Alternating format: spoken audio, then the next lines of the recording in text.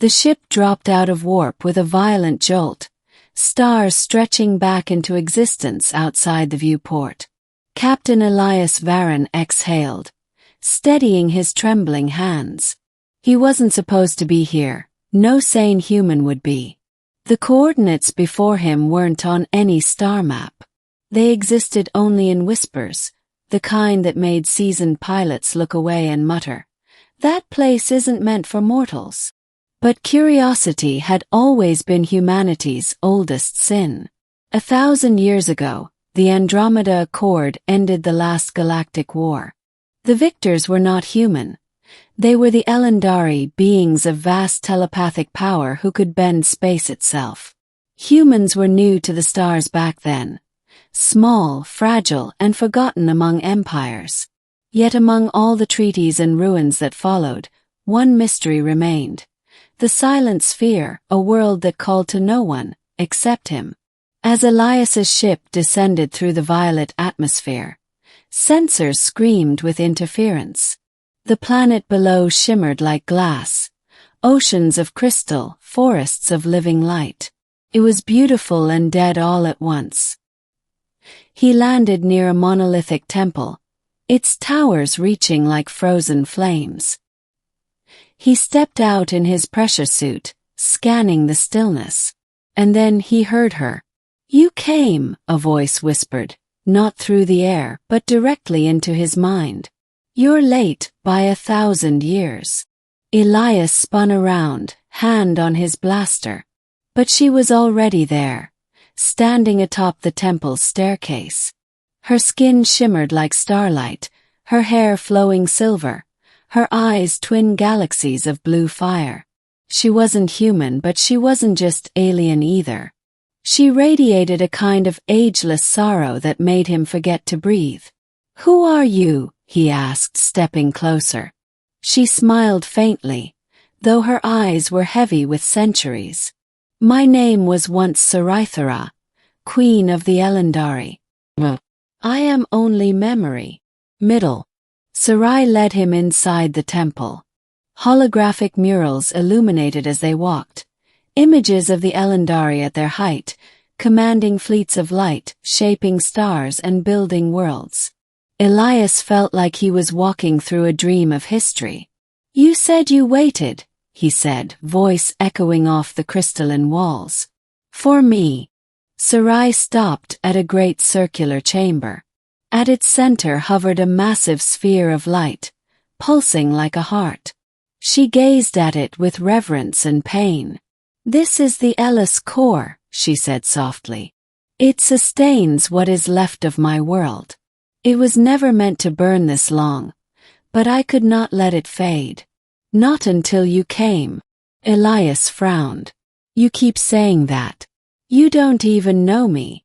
Sarai turned to him and her voice trembled, not with weakness but with something deeper.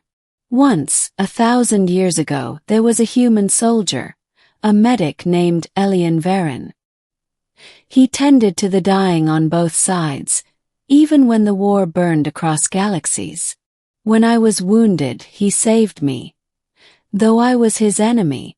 When the Elendari Council demanded his death, I defied them." Her eyes met his, searching. "You have his eyes, his voice, his name, even nearly the same. Don't you see? You are his echo." Elias froze. It couldn't be true. Humans lived scarcely a century. Timelines made no sense. And yet, the way she looked at him stirred something ancient in his chest. Warmth. A familiarity he couldn't explain. "I've never met you before," he said quietly. "No," Sarai whispered. "But your soul has." They spent hours, maybe days, talking beneath the crystal domes of the temple. Time felt strange there. She told him of the Elendari's rise and fall, how they had conquered entropy itself, but lost their hearts in the process. They had become so powerful that emotion was seen as weakness. Love, compassion, empathy, all erased from their culture. "You humans reminded us what it meant to feel," Sarai said one night as they watched the auroras sweep across the sky. You burned bright and died young, but in your brief lives, you lived more honestly than we did in millennia. Elias listened, captivated. He'd grown up believing humanity was small, a cosmic afterthought. But through her words he saw something else, that their mortality, their imperfection, was exactly what made them extraordinary. As the days passed, he began to notice how Sarai would linger near him, how her voice softened when she spoke his name. The loneliness that had haunted her for 1,000 years was easing, replaced by something fragile and new. One night he asked her, "Why didn't you leave this place? You could have rebuilt, found others of your kind." She shook her head, eyes glistening. "Because I was bound to the core. The last wish of my people was that I guard it until the universe itself grew quiet. But when the silence came, I realized they'd left me behind." She looked at him, really looked, and her next words were barely a whisper. "I waited for someone who could remind me what it felt like to be alive." The revelation. One morning the temple shook violently. Elias ran outside to see cracks spreading across the crystalline ground. Above the horizon a dark fleet emerged. Ancient Elendari warships, automated guardians that had been dormant for ages. "They've awakened," Sarai said, her expression grim. "They think you're an intruder." Elias drew his blaster, useless against ships the size of mountains. "Then let's run." "We can't. If the core is destroyed, this world will collapse. I must hold them off." He turned to her. "You'll die." She smiled sadly. "I already did, 1,000 years ago." Without waiting, she raised her arms, summoning a storm of light. Energy pulsed through her veins as the sky ignited with silver fire. The warships opened fire, beams tearing through the clouds. The ground quaked. Elias grabbed her wrist. "Sarai, stop. There has to be another way." She met his eyes, and for the first time she looked truly afraid. "If I let go, everything ends." "Then let me help." She blinked, stunned. "You can't. The core will destroy you." He grinned faintly. "Humanity's good at doing impossible things."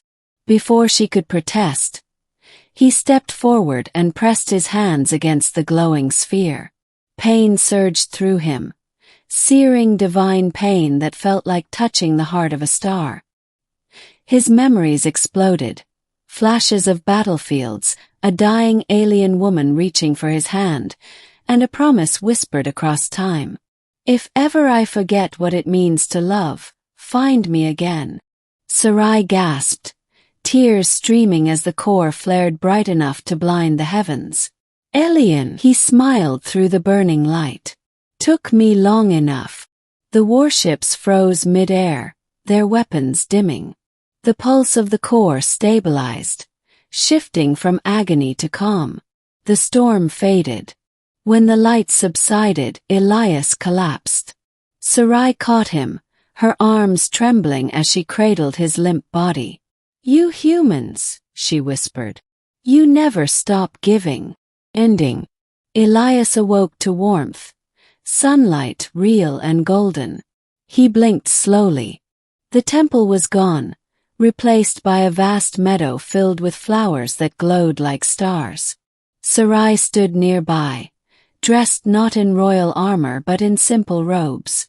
Her eyes were bright, alive.